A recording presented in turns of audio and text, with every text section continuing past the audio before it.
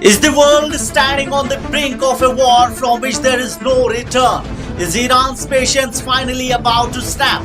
The biggest and most terrifying news of this time. Iran has once again issued this severest warning to America and Israel.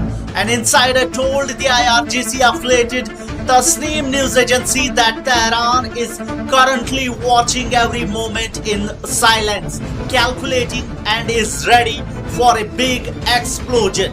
The source says that Iran is ready for all kinds of scenarios. Tehran has followed the agreement so far, but now their patience is ending. Iran clearly says that it will take proportionate action according to the time and circumstances.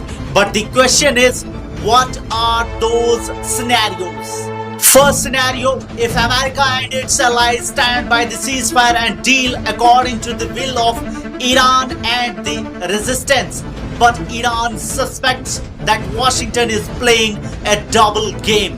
The second scenario is that America deliberately sabotages negotiations so that Iran's rights can be blocked and leaves Israel free so that it can continue the war against Iran and Lebanon.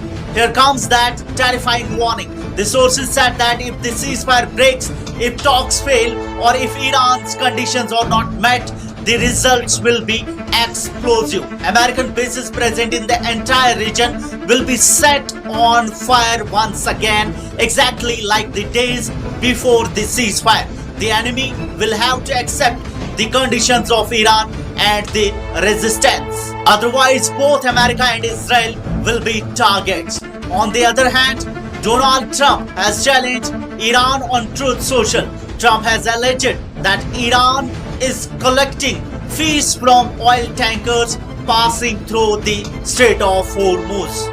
Trump said in a harsh tone, "Stop now." He said that this is a violation of the agreement. Remember, 20% of the world's oil passes through the Strait of Hormuz, which has become the biggest flashpoint at this time. Iran's new supreme leader Mujtaba Khamenei has ordered the public to remain ready for war. He said that this stage is a decisive war against America and Israel.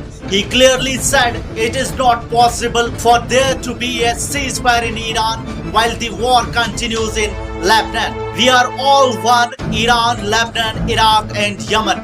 All will achieve victory together or fight together. There is also intense disagreement in the political field.